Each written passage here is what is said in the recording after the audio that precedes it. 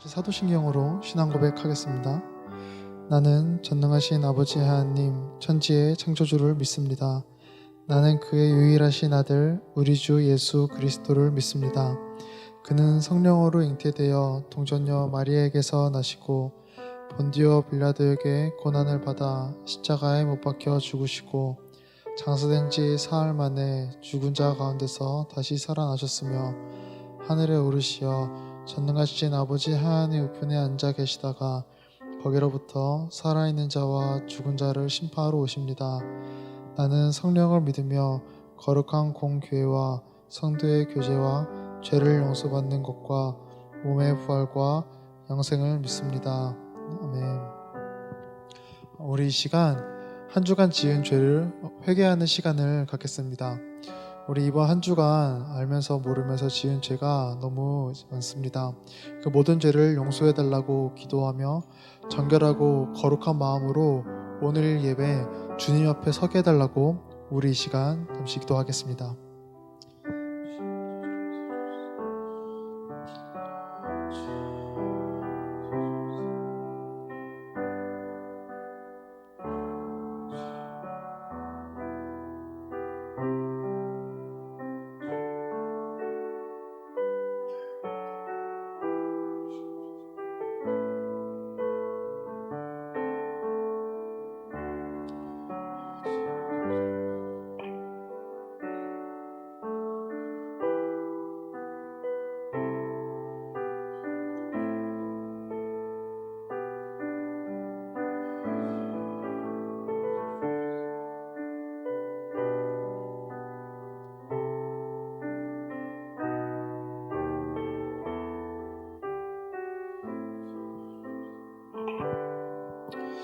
우리 다시 기도할 때 성도님들의 우리 신앙을 위해 다시 기도하겠습니다. 코로나로 삶이 위축되면서 많은 성도님들의 마음이 또 어려운 가운데 있을 텐데요. 그 속에서 우리 하늘누리교회 모든 성도님들이 오직 주님만 붙들고 또 의지하는 그런 성도님 되게 해달라고, 그 마음이 주님과 멀어지지 않게 해달라고, 주님을 향한 간절한 마음을 회복시켜 달라고 우리 이 시간 우리 성도님들을 생각하며 다시 한번 기도하겠습니다.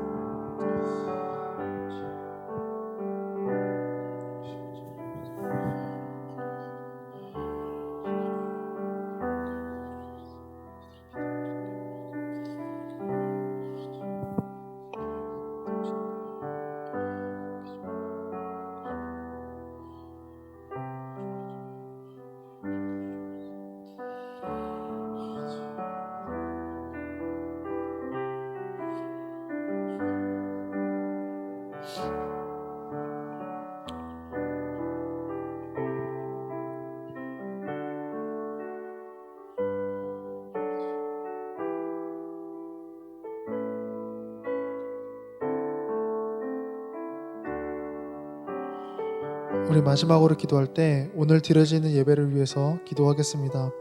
예배를 방해하는 마음과 생각이 내 안에 있다면 그 모든 방해에서 나를 지켜주셔서 온전히 하나님께 집중하는 그러한 예배 되게 해달라고, 이 예배를 통해 내가 주님과 더 가까워지는 그런 시간 되게 해달라고, 또한 말씀 전해주신 담임 목사님의 말씀을 사용해 주셔서 주님의 영광을 우리가 보게 해달라고, 우리 오늘 예배를 위해서 마지막으로 기도하겠습니다.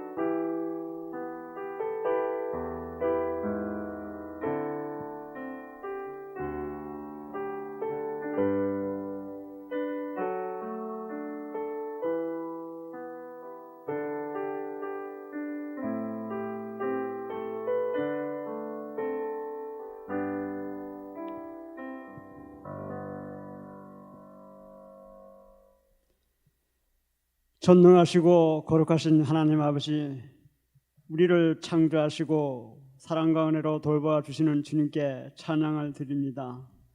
희망찬 새해를 맞아 새 것을 사모하는 마음과 새롭게 되기를 바라는 의지와 새롭게 살 수 있는 능력을 주시옵소서.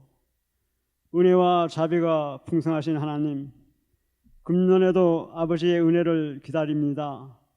주님을 떠나서는 아무것도 할 수 없사오니 우리가 주를 온전히 의지하게 하옵소서.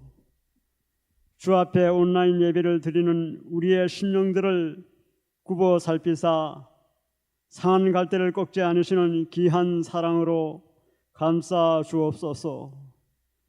특별히 우리를 산제물로 바치오니 받아 주셔서 온 세상을 구원하기 위한 도구로 삼아 주시옵소서.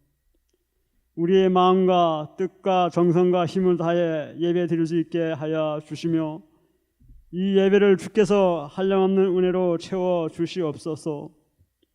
순서마다 주께서 친히 인도하여 주셔서 성령 충만한 예배가 되게 하시며 말씀을 대언하실 우리 목사님에게 성령의 갑절의 영감으로 강하게 역사하여 주셔서 말씀의 은혜가 충만케 하여 주옵소서.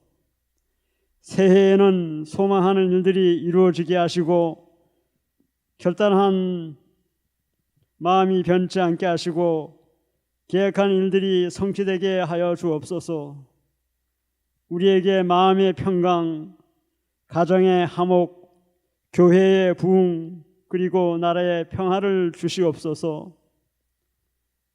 특별히 아버지께 간절히 간구하옵기는 코로나로 인해 모든 나라가, 모든 세상이 많은 환난과 고통을 당하고 있사오니 저희들을 불쌍히 여기시사 코로나를 이 땅에서, 이 지구상에서 멸할 수 있도록 주님께서 치료하여 주시고 예방할 수 있는 은혜를 내려주시길 간절히 기도합나이다. 하나님 아버지, 하루세끼 주님 전에서 예배를 드릴 수 있게 하여 주시길 원합나이다. 저희 교회에 세워주신 모든 기관들이 협력하여 주님의 나라를 위해 쓰임받게 하시며 저희 교회의 모든 성도들이 주님의 나라와 의를 위해 시간을 들여 충성하며 봉사하게 하여 주옵소서. 저희의 모든 가정들을 눈동자와 같이 지켜주시고 늘 주인이 되어주시길 원하오며 저희 교회의 모든 성도들의 일터와 사업장을 주님께서 주인이 되어주시고 경영하여 주셔서 많은 풍성한 열매를 수확할 수 있는 일터와 사업장이 되게 하여 주시옵소서. 저희 교회 성도님들 중에 아픈 자들의 상처를 주님께서 싸매어 주시고 모든 아픈 자들의 병을 완전히 치료하여 주시길 간절히 기도합나이다. 이 시간 우리의 심령을 성령으로 채우시고 마음으로 하나님을 사랑하며 주시는 말씀에 순종하게 하옵소서. 신실하시고 미쁘신 아버지에게 이 시간 신령과 진정으로 예배드리오며 예수님의 이름으로 기도드립니다. 아멘.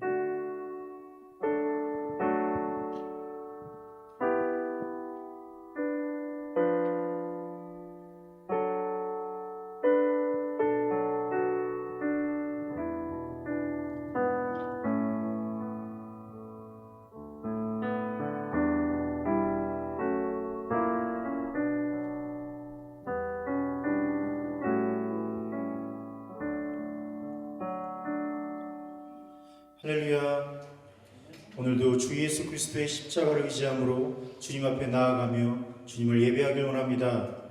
비록 우리가 연약하나 오직 주의 은혜로 말미암아 온전하여짐을 주님 앞에 고백하고 풍성하신 주님의 은혜에 감사하며 오직 주님을 높이길 원합니다.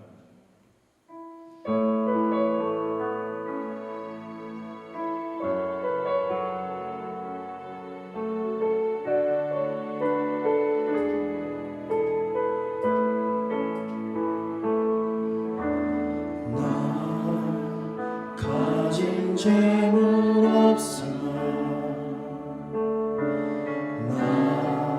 남이 가진 지식 없으나 남에게 있는 건강이 있지 않아 남이 없는 것 있으니 다시는 나 가진 재물 없으나 나 가진 재물 없으나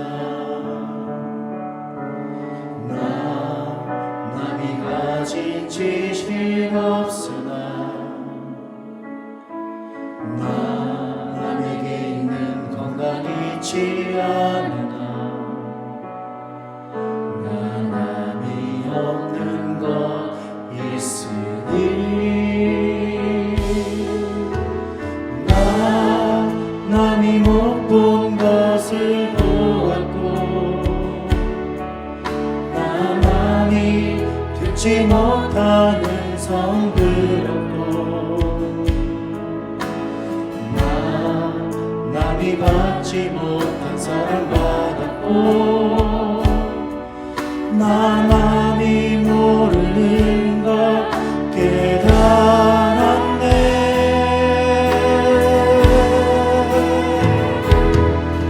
공평하신 하나님이 나 남이 가진 건 다 없지만 공평하신 하나님이 나 남이 없는 것 갖게 하셨네. 우리 다시 한번 처음부터 주 앞에 고백합니다. 가진 재물 없으나 나 남이 가진 지식 없으나 나 남에게 있는 건강이 있지 않으나 나 남이 없는 것 있으니 난 남이 못 본 것을 보았고 나 남이 못 본 것을 보았고 나 남이 듣지 못하는 성 들었고 나 남이 받지 못한 사랑 받았고 나 남이 모르는 것 깨달았네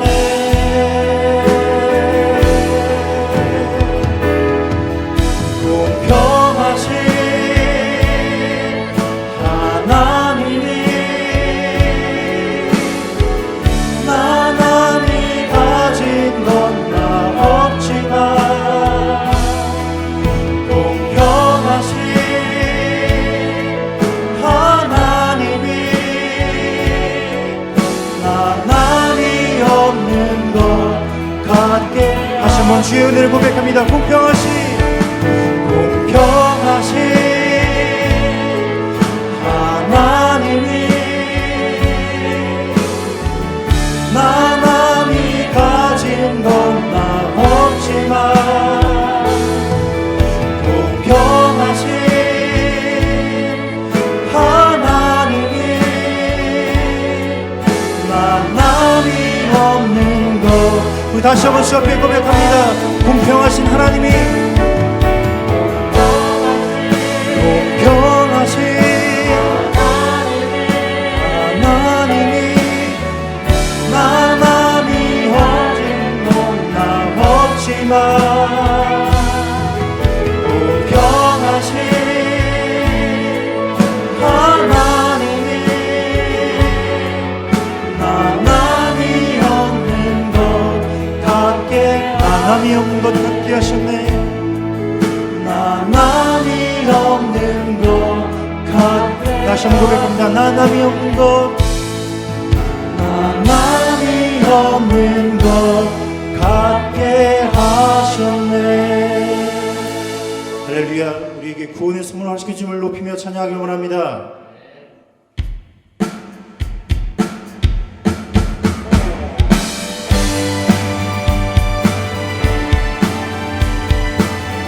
우리에게 죄를 깨닫게 하시고 구원의 증거를 나며 돌아오신 주님 앞에 박수를 모으며 주님을 찬양하길 원합니다.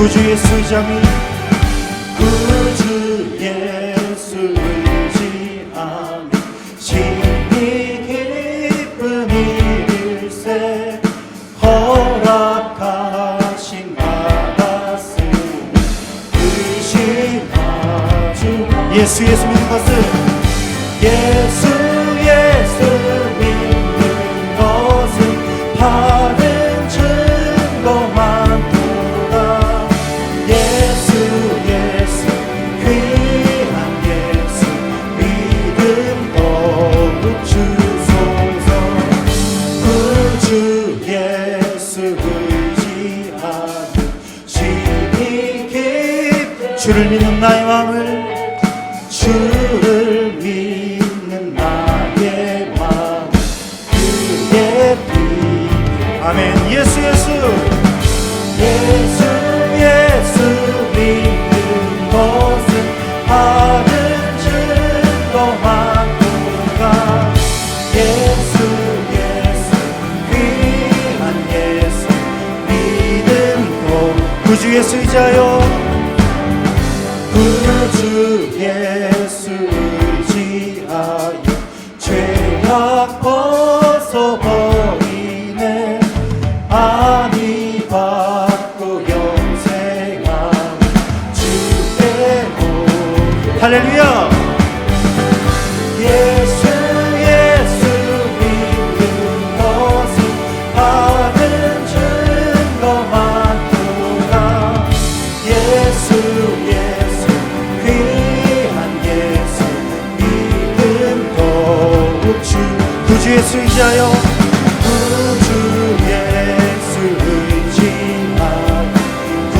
구원함을 얻었네 영원 누리나로 함께해 예수 믿는 것은 예수 믿는 것은 바른 증거만보다 예수 귀한 예수 날마다 믿음의 눈으로 주의 증거를 바라봅니다 예수 믿는 것은 바른 증거만보다 예수 귀한 예수 믿음 그 마지막으로 힘차게 선포합니다 예수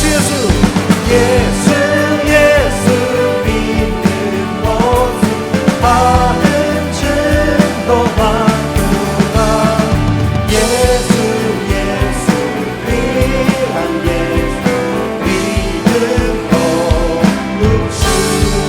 주소서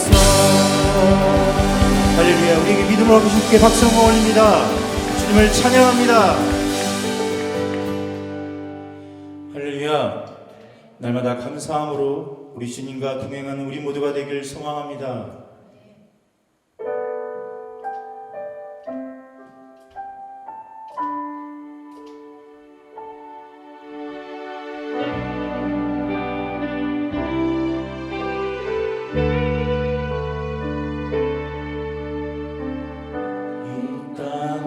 내 삶이 비록 버겁더라도 주님의 선하심 나 믿으며 가리 이 작은 작동에 주가 이뤄가시니 감사로 사는 삶 나 살기 원하네 삶의 시간 속에 주 일하시네 내 모든 여정 속에 함께 하시네 깊고도 크신 주의 영광을 나 보리라 위대하신 주 많은 주님께 속한 자 되어 주의 나라 위에 전심으로 살리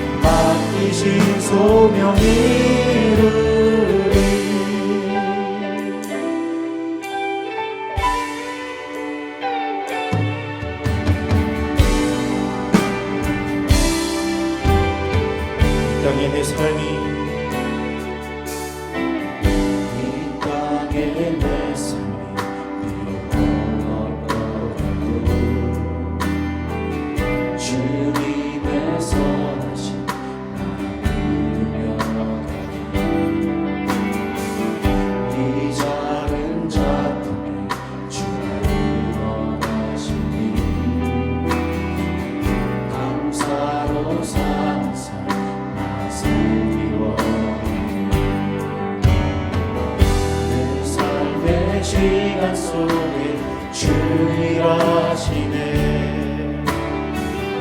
내 모든 여정 속에 함께 하시네. 깊고도 크신 주의 영광을 나보리라. 위대하신 나는 주님께 속한 자 되어 나는 주님께 속한 자 되어 주의 나라 위에 전심으로 살리라. 주의 마음에 합한 자 되어 맡기신 소명이. 다시 한번 주 앞에 고백합니다. 나는 주님께 속한 자. 나는 주님께 속한 자 되어 주의 나라 위에 전심으로 살리라. 주의 마음에 합한 자 되어 맡기신 소명이. 다시 한번 고백합니다. 나는 주님께 속한 자 되어 나는 주님께 속한 자 되어 주의 나라 위에 전심으로 살리라. 주의 마음에 합한 자 되어 맡기신 소명이. 주의 마음에 합한 자 되어 주의 마음에 합한 자 되어 맡기신 소명이를. 맡기신 소명. 맡기신 소명이를. 맡기신 소명이로니. 맡기신 소명이를. 할렐루야. 날마다 주의 나라를 바라보며 나가는 우리 모든 백성이 되길 원합니다.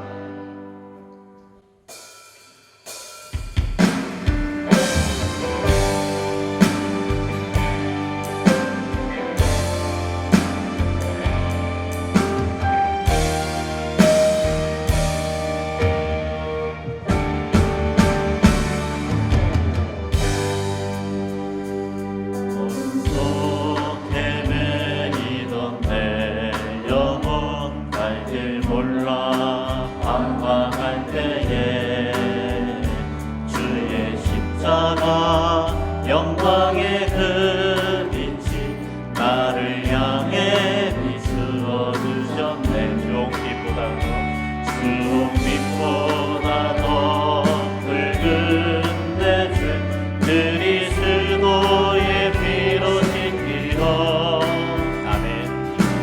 완전한 사랑 주님의 은혜로 새 생명 주께 얻었네.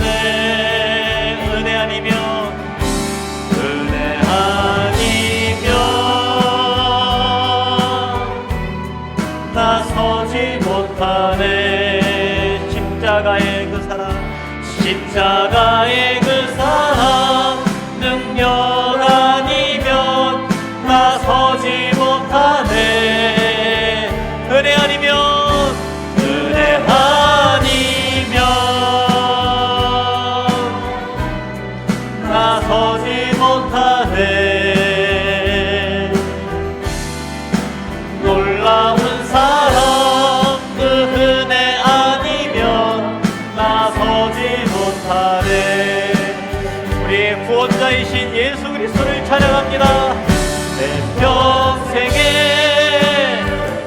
주의 이름 높이며 어느 곳에서든지 주님을 예배하리라. 내가 밟는 모든 땅 아버지의 영광이 선포돼야 하리. 찬양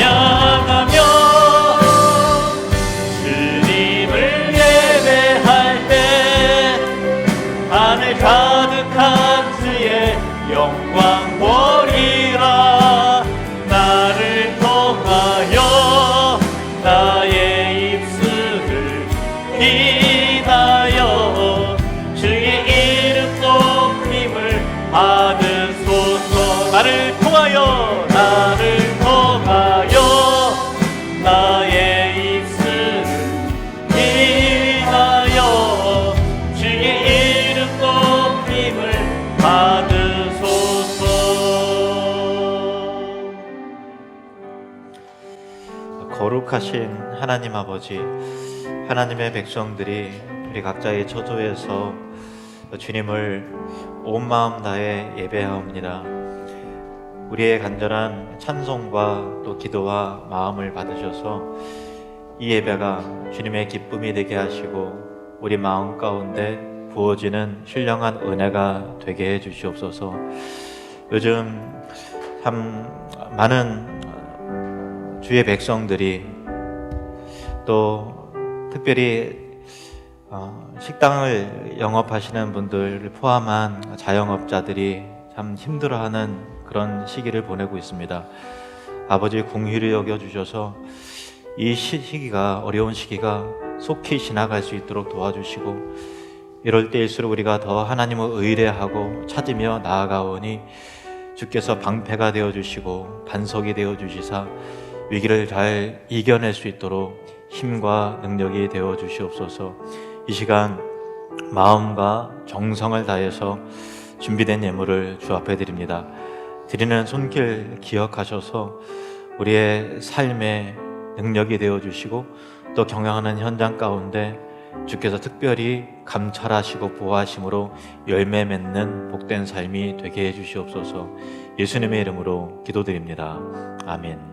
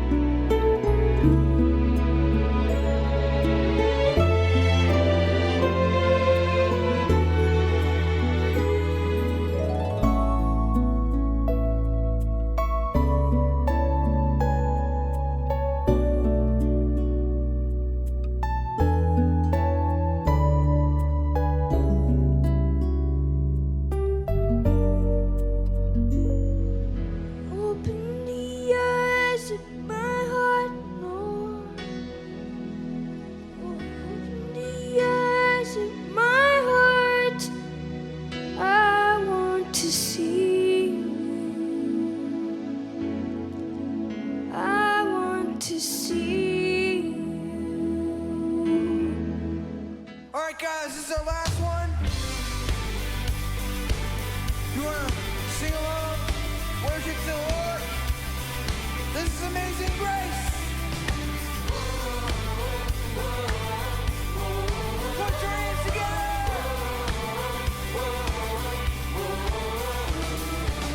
Who breaks the power of sin and darkness? Whose love is mighty and so much stronger? The King of glory, the King above all kings. That you would take my place, that you would bear my cross. You laid down your life, that I would be set free. Jesus, I sing for all that you've done for me. Yeah. Oh, Jesus, I sing for all that you've done for me. Have a blessed afternoon. God bless you. 아멘. 예. 우리 가족을 향해서 하나님은 당신을 통해서 영광을 받길 원하십니다 하고 인사할까요? 우리 하나님은 당신을 통해서 영광 받길 원하십니다. 아멘. 지난 몇 개월 전에 필리핀 다바오에서 그 선교하시는 김종수 선교사님 온라인 예배, 온라인 학습 다 이제 하면서 신학생들이 컴퓨터가 없어서 이제 그 수업하기가 좀 어려워해서 노트북 좀 중고 노트북 좀 후원해 주셨으면 좋겠다고 이렇게 기도 제목에 올라와서 우리가 이제 노트북도 가져다 오시고 또 직접 또 헌금도 하시고 그래서 10대의 노트북을 보냈는데요. 그 화물선이 굉장히 늦게 출발을 하고 또 도착을 하고 그랬어요. 코로나 기간이라 이렇게 왕래가 쉽지 않았던 것 같아요. 그래서 신학생들이 노트북을 받은 거는 그 성탄절 즈음에 성탄절 선물로 연말에 받게 됐어요. 그래도 감사하다고 이렇게 사진도 찍고 했는데 잠깐 좀 보실까요? 예.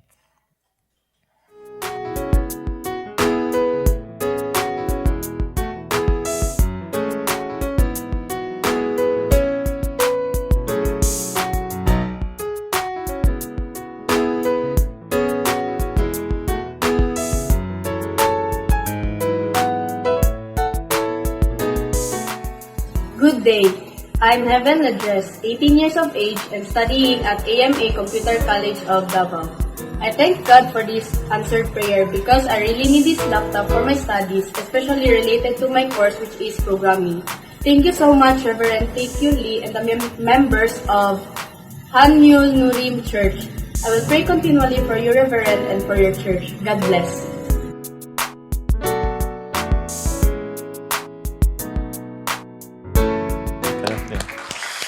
네. 사실 모든 학생들이 다 영상으로 감사 편지를 다 보냈어요. 근데 다 이렇게 또 소개하기는 시간상 또 어렵고 또 우린 또 영어 못 알아듣고 그래서 한 분만 했는데 이 자매를 특별히 한 이유가 컴퓨터 전공인데 컴퓨터가 없었어요. 근데 이게 바꾸서 엄마랑 같이 엉엉 울었대요. 너무 감사해서. 그래서 특별히 그 선교사님이 그 소식을 또 전해줬어요. 그래서 이 자매를 대표로 영상으로 이렇게 했습니다. 하나님 말씀 보실까요? 사도행전 9장 28절에서 30절 말씀입니다. 사도행전 9장 28절에서 30절 말씀입니다.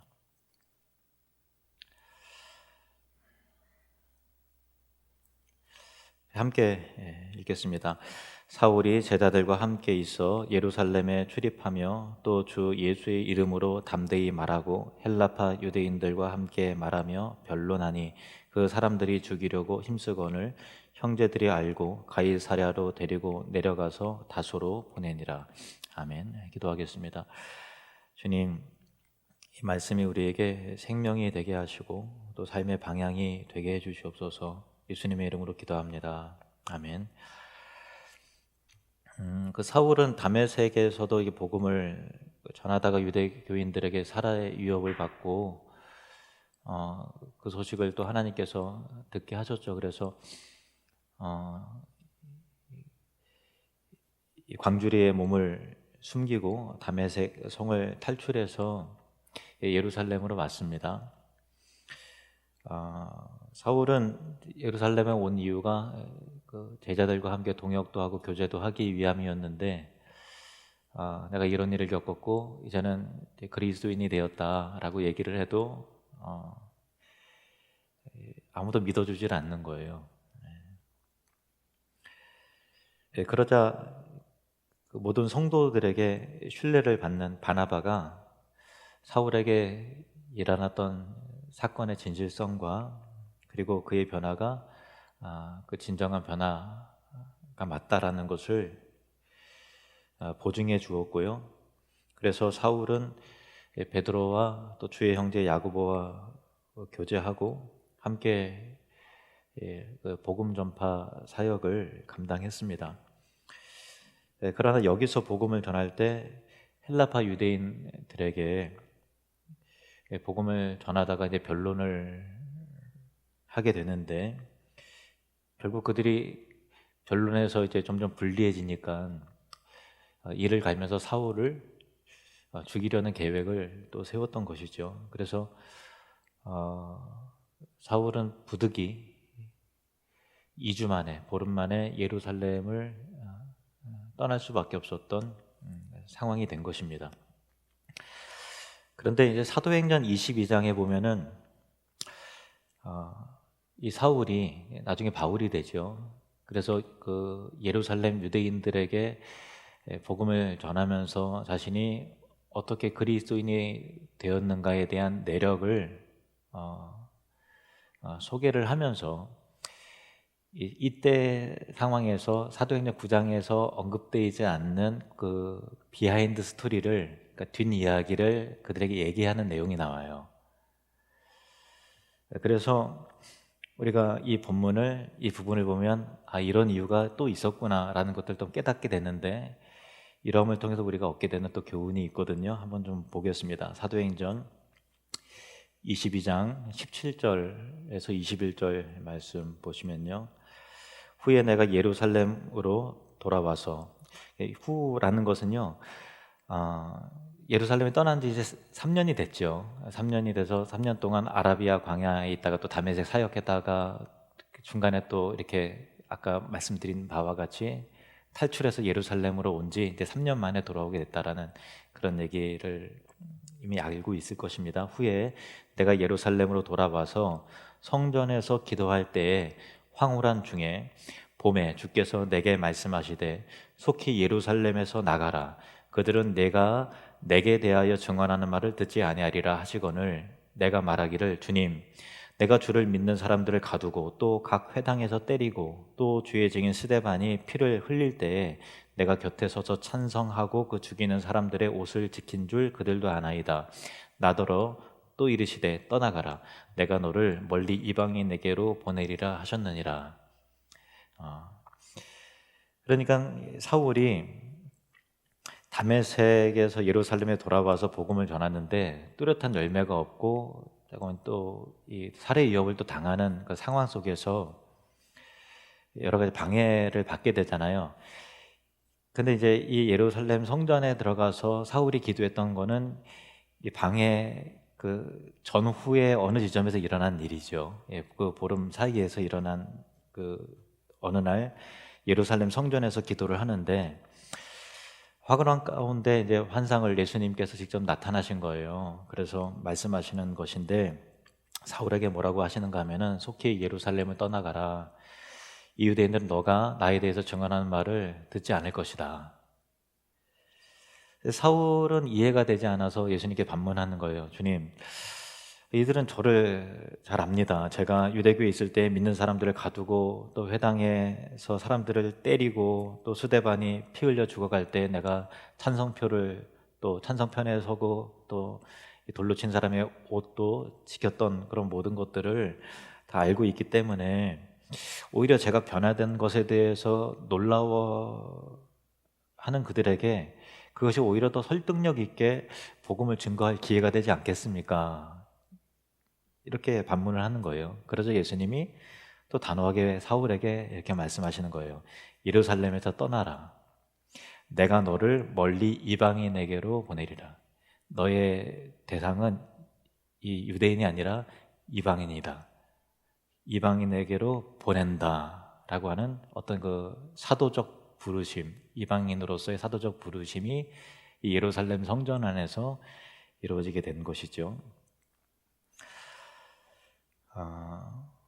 그래서 이 본문 28절에서 30절 말씀을 다시 보시면요, 이 내용이 28절하고 29절 사이에 있을 수도 있고요, 또 29절과 30절 사이에 있을 수도 있어요. 정확하게 모르지만 28절에서 30절 어느 부분에 이 사울이 예루살렘 성전에서 주님을 환상 가운데 만나고 이방인을 위한 사도로 부르심을 받는 내용이 나오죠. 제가 다시 본문을 읽을게요. 사울이 제자들과 함께 있어 예루살렘에 출입하며 또 주 예수의 이름으로 담대히 말하고 헬라파 유대인들과 함께 말하며 변론하니 그 사람들이 죽이려고 힘쓰거늘 형제들이 알고 가이사랴로 데리고 내려가서 다소로 보내니라. 여기에 뒷이야기는 아까 22장에 금방 말씀드린 그 이야기가 있었던 것이죠. 다시 정리를 하자면 사울은 예루살렘에서도 사역이 막히고 생명의 위협을 다메섹에서와 같이 똑같이 경험하는 거잖아요. 그 전후로 사울은 예루살렘 성전에서 기도하는데 깊고 간절한 기도였죠.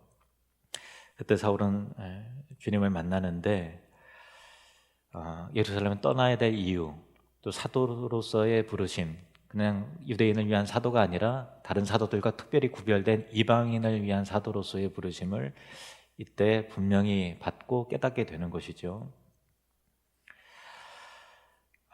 그래서 사울은 이때로부터 자기의 분명한 사명이 무엇인지를 분명히 인식을 해요. 로마서 11장 13절 말씀을 보면요, 같이 읽겠습니다. 내가 이방인인 너희에게 말하노라. 내가 이방인의 사도인 만큼 내 직분을 영광스럽게 여기노니. 이 사울은 그때로부터 더 분명하게 자기의 정체성을 인식을 하죠. 디모데전서 2장 7절 말씀 보시면, 디모데전서 2장 7절, 이를 위하여 내가 전파하는 자와 사도로 세움을 입은 것은 참말이요 거짓말이 아니니 믿음과 진리 안에서 내가 이방인의 스승이 되었노라. 사도로 세움을 입었다는 것이, 사람들이 너 예수님과 함께 공생에 그때도 없었는데 너 스스로 어떻게 사도라 그러냐라고 하는 비방과 공격을 늘 받았거든요. 근데 사울은 예수님을 진짜 직접 만났죠. 부활하신 예수님 만나서 예수님이 신이 그를 이방인을 위한 사도로 세웠잖아요. 다메섹 도상에서도 만났고 또 아라비아 광야에서도 그런 과정을 겪었겠죠. 그리고 분명히 예루살렘 성전 안에서도 또 이렇게 분명히 확고하게 그 사명을 분명히 받았던 것입니다. 그것이 거짓말이 아니다, 참말이다, 계속 스스로를 변증하는 거죠. 갈라디아서 2장 8절 말씀 보시면, 이 부분 같이 읽겠습니다. 시작. 베드로에게 역사하사 그를 할례자의 사도로 삼으시니가 또한 내게 역사하사 나를 이방인의 사도로 삼으셨느니라. 베드로를 사도로 삼으신 예수님께서 베드로에게 역사하셨던 것 같이 내게도 동일하게 역사하셔서 나를 이방인의 사도로 삼으셨다라고 하는 거죠. 근데 이 역사했다라고 하는 것은요, 이 사울을 사도로 부르시는 것을 그냥 진공 상태에서 이루어진 게 아니라는 거예요. 오늘 말씀의 포인트는 그거예요. 뭐냐면 이 부르심은 그냥 이루어진 것이 아니라 어느 때요? 배척당할 때, 그리고 고립될 때, 그리고 생명의 위협을 받는 고난 가운데 있을 때 부르심을 받았다라는 거죠. 그래서 우리는 사울이 예루살렘에서 사도로 부르심을 받는 이 과정 가운데서 네 가지 교훈을 발견할 수 있습니다. 첫 번째는 하나님 우리의 삶의 방향을 전환시키기 위해서 고난을 사용하신다. 하나님께서 우리를 고난을 통해서 하나님의 뜻을 더 명확하게 알려주시고 그 일을 통해서 우리의 삶의 방향을 전환시키신다라는 것이 첫 번째 얻을 수 있는 교훈입니다. 사람은 잘 나갈 때 일이 내 계획한 대로 진행되고 형통할 때요, 대부분 누구나 다 하나님의 뜻을 듣지 못해요. 하나님의 음성 듣지 못해요. 하나님의 뜻에 귀를 기울일 필요가 없으니까요. 지금 일이 잘 풀리는데 신경 쓸 겨를이 어디 있어요. 그러나 갑작스럽게 닥친 경제적 위기라든가 코로나19, 우리가 어떻게 할 수 있는 방법이 없잖아요. 그런 뜻하지 않은 상황이라든가 또 관계에서 겪는 고통, 부부간의 갈등, 자녀의 문제 등등, 또 혹은 육체적인 질병과 고난, 또 사랑하는 사람이 떠나게 되는 어떤 그런 마음 아픈 사건들, 또 여러 가지 고립된 환경을 통해서 우리를 낮추시고 엎드리게 하시고요, 그때 하나님의 뜻을 깨닫게 하세요.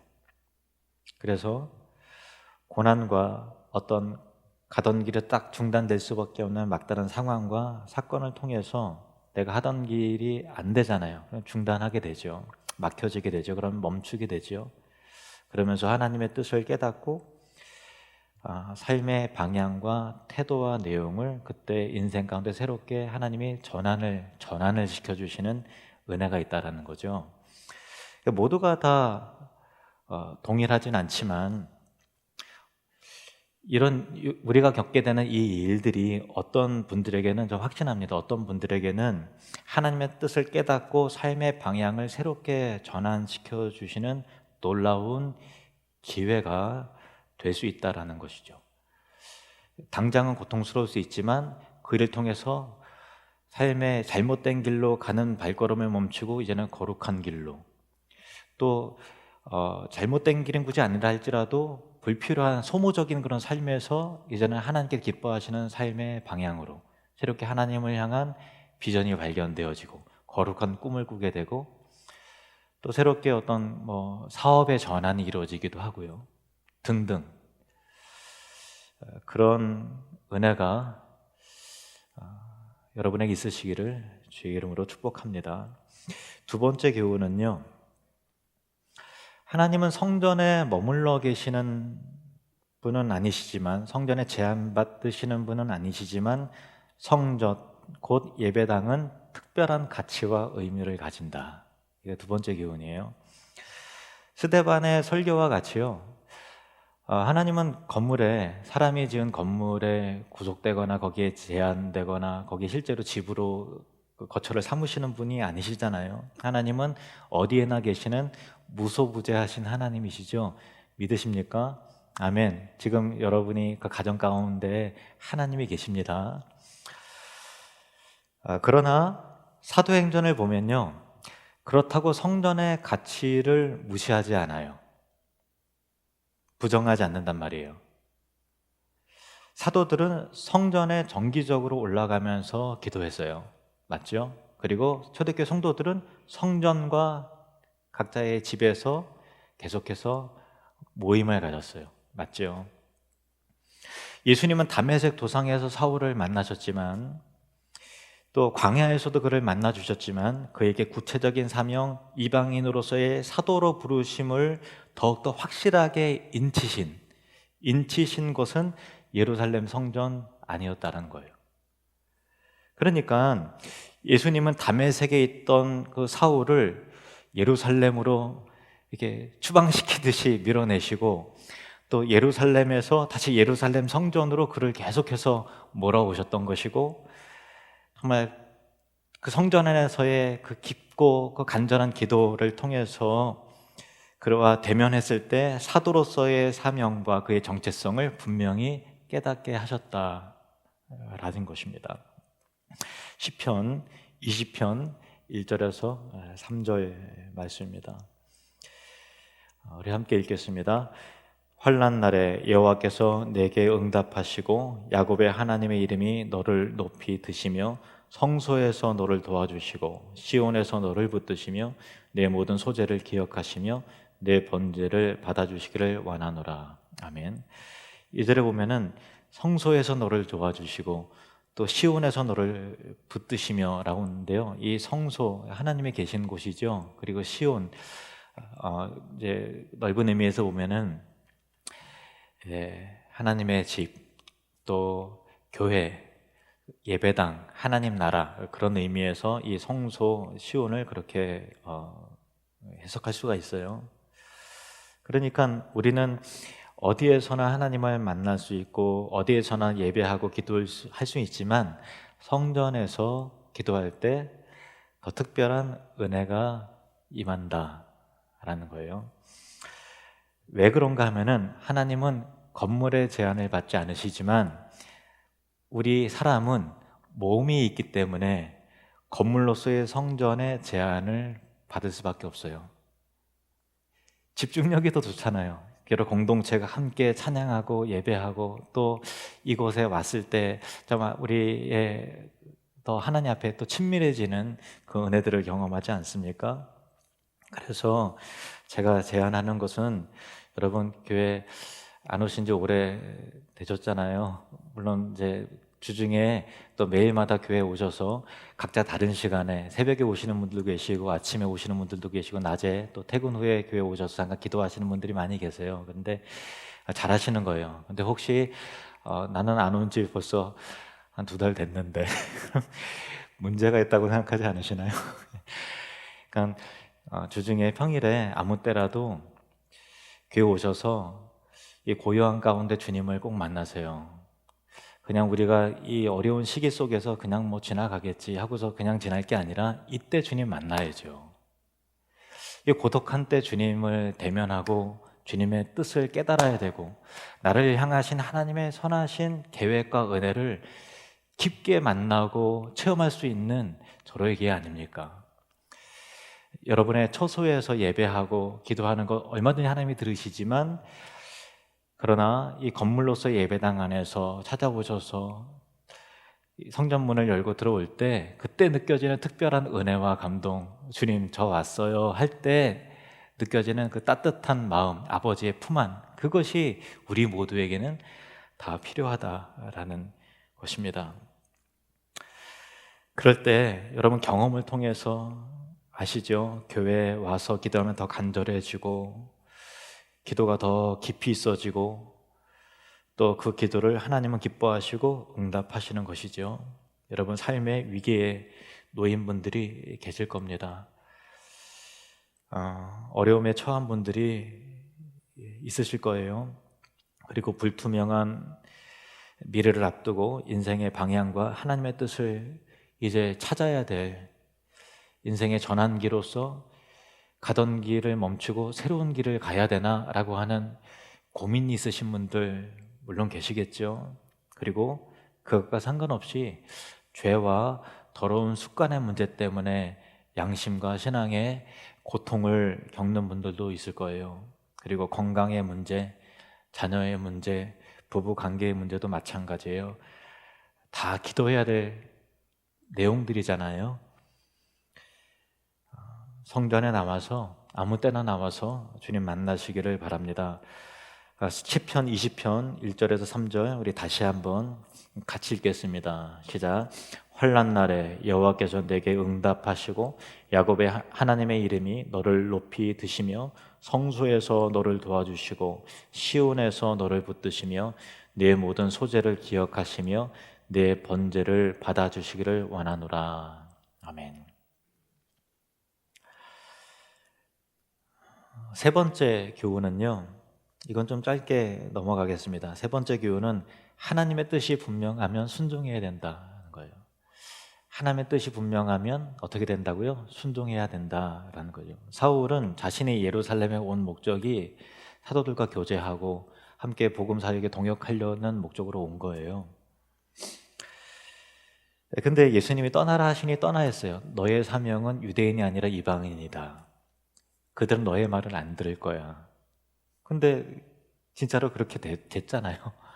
아무리 설득력 있게 내가 유대인들을 빚진 마음으로 복음을 간절히 더 전하고 나도 그랬는데 이렇게 변화됐다고 이렇게 얘기해도 오히려 죽이려고 하는 그런 처지에 놓인 거죠. 사울은 자신의 뜻을 내려놓고 순종해야 했습니다. 하나님의 뜻이 분명하게 깨달아진다면 반드시 순종하시는 저와 여러분 되시기를 바랍니다. 이제 마지막으로 네 번째 교훈입니다. 네 번째 교훈은 뭐냐면요, 하나님의 뜻은 지금 다 이해할 수 없고 알 수 없어도 나중에 장차 깨닫게 된다라는 거예요. 하나님의 뜻은 지금 다 온전히 이해할 수 없어도 장차 알게 된다. 네 번째 교훈입니다. 사울이 바울이 되어서 1차 선교 여행을 바나바와 함께 떠나는데 그때 갈라디아 지역에 두루 다니면서 복음을 전했어요. 비시디아의 안디오, 이고니온, 루스드라, 더베 뭐 이런 곳에 가서 복음 전하면서 교회가 신앙의 공동체가 세워지게 됐어요. 아름답게 세워졌습니다. 그런데 후에 바울이 세운 그 교회 공동체 갈라디아 지역에 세운 데마다 들어와서는 바울이 전한 복음이 가짜다라고 하면서 율법주의 이단이 찾아와서 믿음으로만 구원받는다고 그런 게 어딨냐. 뭔가 율법을 더해야지. 그리고 사도 바울이라고 자칭 사도라고 하는데 그 말 믿으면 안 된다. 예수님과 함께 베드로처럼 동거동락한 적이 있느냐? 없지 않느냐? 예수님께 직접 말씀을 들은 것도 아니고 틀림없이 사도들을 비롯하는 다른 제자를 통해서 복음 듣고 가르침을 받았을 텐데 예수님의 제자도 아닌데 스스로 사도라고 그러는데 그 사도도 아닌 자가 복음 전하는 게 진짜일 리가 있느냐 이러면서 이게 복음을 회방하는 일들이 일어났는데 갈라디아 성도들이 그 말 들으니까 헷갈린 거예요. 그래서 진짜 그런가? 바울에 대해서 의심하게 되고 또 바울이 그 어떤 사도, 이방인을 위한 사도라는 것이 의심이 되니까 그가 전한 복음도 의심하게 되는, 믿음으로만 구원받는 게 아니고 행함을 따라야 되는 거라, 이렇게 자꾸만 이렇게 헷갈리게 된 거예요. 그래서 혼란을 받은 거죠. 그래서 사울이 분개히 여기는 마음으로 갈라디아 교회들을 향해서 편지를 쓴 거예요. 그게 갈라디아서입니다. 그래서 스스로 변증하기를 내가 전한 복음이 사람에게서 듣고 배운 복음이 아니라 예수님에게 계시로 직접 받은 복음이다. 그리고 자신이 예수님으로부터 부름을 받은 사도임을 피를 토하는 심정으로 증명해내는 거예요. 내가 옳다라는 걸 증명하는 게 아니라 내가 전한 그 복음의 가치를 입증시키기 위해서 나의 사도성과 복음의 진실성을 증명해내는 거죠. 그 입장인 거예요. 그 맥락 속에서 바울이 편지를 통해서 이렇게 말하는 겁니다. 갈라디아서 1장 11절 12절 말씀 보시면, 형제들아 내가 너희에게 알게 하노니 내가 전한 복음은 사람의 뜻을 따라 된 것이 아니니라. 이는 내가 사람에게서 받은 것도 아니요 배운 것도 아니요 오직 예수 그리스도의 계시로 말미암은 것이라. 사람에게 배운 게 아니라는 거예요. 사람에게 받은 것도 아니고 예수 그리스도의 계시로 직접 받은 사도로서 복음을 전한 것이다 라는 거예요. 그리고 이어서 바울이 내가 다메섹에서 주님을 만난 후에 사람들의 배르기 위해서 예루살렘으로 쫓아가서 사도를 만나고 한 게 아니다. 그것이 아니라 사람들에게 의논하지 않고 아라비아로 가서 그때 주님 앞에서 그 계시의 말씀을 받은 것이다 라고 말하는 거예요. 갈라디아서 1장 15절부터 보시면요, 그 내용이 이거예요.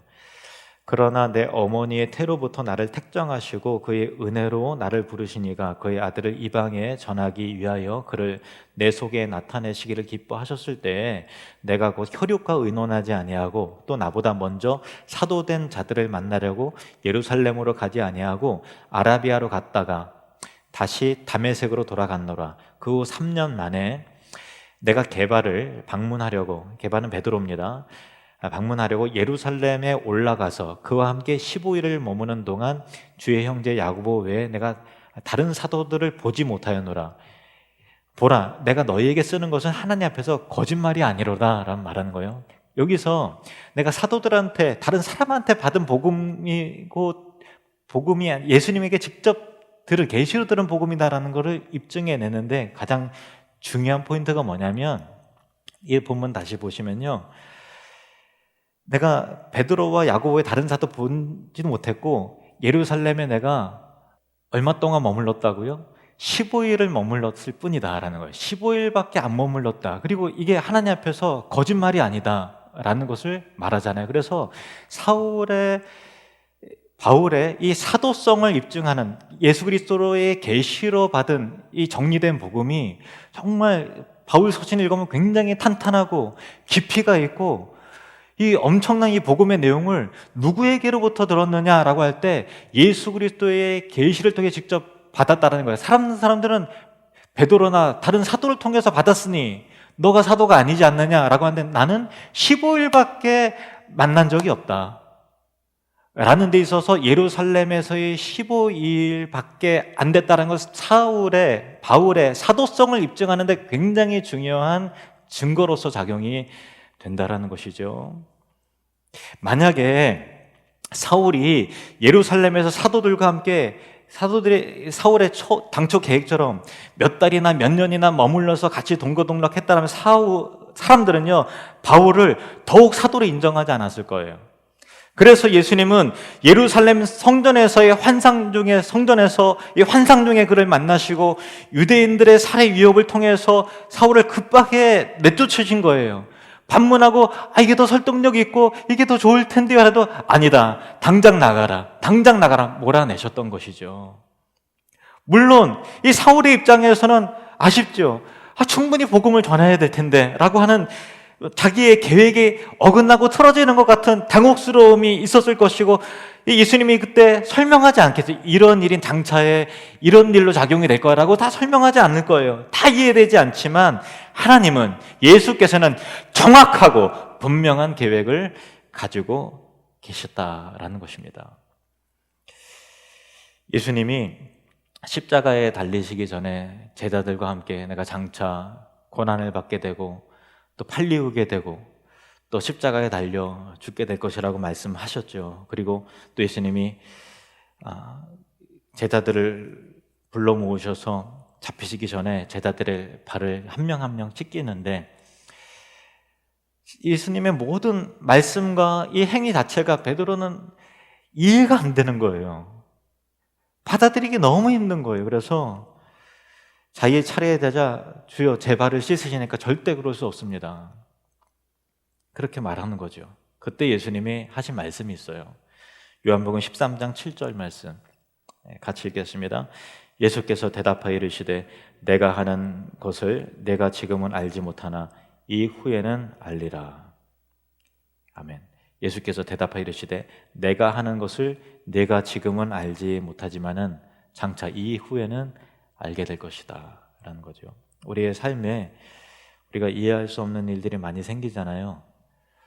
근데 우리 믿음은 이 역사의 주관자는 하나님이시기 때문에 항상 선해 보이는 일들만 일어나는 건 아니잖아요. 계획이 틀어지기도 하고 당혹스러운 일이 생기기도 하고 나름대로 정직하게 하고 신실하게 했는데 왜 나한테 이런 어려운 일이 일어나지? 라고 하는 그런 일들도 있을 수 있고 오해를 받기도 하고요. 너무나 속상한 상황이 생기기도 하고요. 하나님이 왜 이렇게 하실까? 하나님이 나를 사랑하신다고 하는데 왜 이렇게 어렵게 하실까? 그런 마음이 들 수가 있죠. 욥이 자신이 당하는 고난과 환난에 대해서 아무리 기도하고 아무리 해도 도저히 알 수 없었던 것 같이 하나님의 방법에 대해서, 내가 처한 고난과 상황과 일들에 대해서 의구심이 들 때가 있어요. 근데 우리는 이성적인 존재이기 때문에 내 머리로 이해되지 않으면 그게 참 힘들거든요. 납득되지 않으면 되게 힘들어요. 그래서 힘들 때가 있죠. 그러나 우리가 다 이해할 수 없어도 지금은 감춰져 있는 일일지라도 장차 알게 될 일들이 있는 것이죠. 15일 만에 사울을 예루살렘에서 급하게 예수님이 너 나가라 쫓아내셨던 그 이유는 나중에 사도성을 입증하는 데 있어서 굉장히 중요한 증거가 되었듯이 장차 알게 되는 일들이 있는 거잖아요. 그래서 우리는 다 이해할 수는 없어도 중요한 것은 그래도 계속 주님을 신뢰해 나가는 것이 믿음이라는 거예요. 저와 여러분에게 그런 믿음이 있기를 원합니다. 다 이해되지 않고 아무리 생각해도 납득되지 않는 일들이 일어난다 할지라도 교회 안에서나 여러분의 가정 안에서나 또 경영하는 삶의 현장이라든가 또 이 나라가 돌아가는 일들이라든가 또 코로나나 등등 기타 등등, 그러나 이해할 수 없어도 하나님의 뜻을 따르며 하나님의 나의 태도와 삶의 방향을 전환하길 원하시면 기꺼이 순종하며 또 받아들이며 나아가는 믿음으로 나아가시는 저와 여러분이 되시기를 바랍니다. 기도하시겠습니다. 온 우주의 창조주이시며 역사의 주관자이신 하나님 아버지, 하나님의 위대하심과 광대하심과 선하심을 찬양합니다. 때로 주께서 이루시는 일들을 내게 닥쳐진 상황과 환경에 대하여 우리가 다 이해하지 못할지라도 겸손히 주의 뜻을 살피며 믿음으로 따르길 원합니다.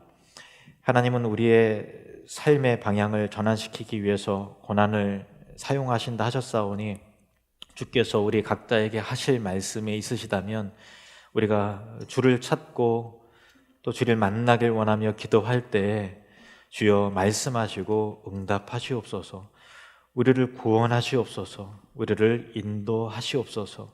예수님의 이름으로 기도합니다. 아멘.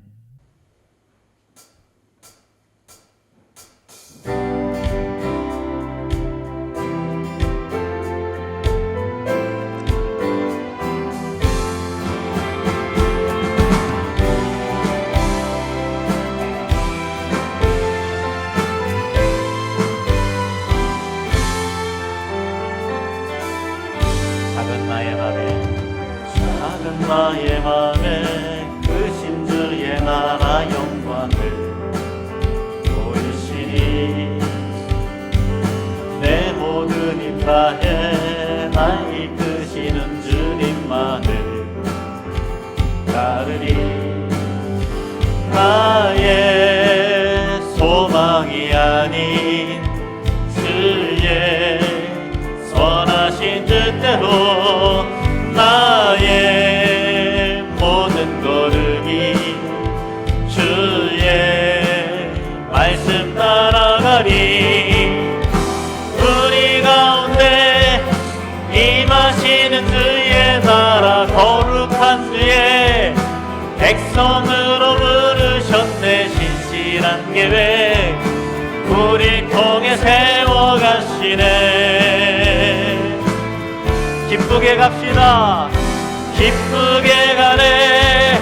부르시는 뜻을 따라 함께 하시네. 이끄시는 걸음마다 주께 드리니 주의 나라 이루시리라. 작은 나의 맘에 주신 주의 나라 영광을 보이시니 아멘. 내 모든 힘 다해 날 이끄시는 주님만을 따르리. 나의 소망이 아닌 주의 선하신 뜻대로 나의 모든 걸음이 주의 말씀 따라가리. 우리 가운데 임하시는 주의 나라 거룩한 주의 백성으로 부르셨네. 신실한 계획 우릴 통해 세워가시네. 할렐루야. 기쁘게 가네. 부르시는 뜻을 따라 함께 하시네. 이끄시는 걸음마다 주께 드리니 주의 나라 이루시리라. 우리 가운데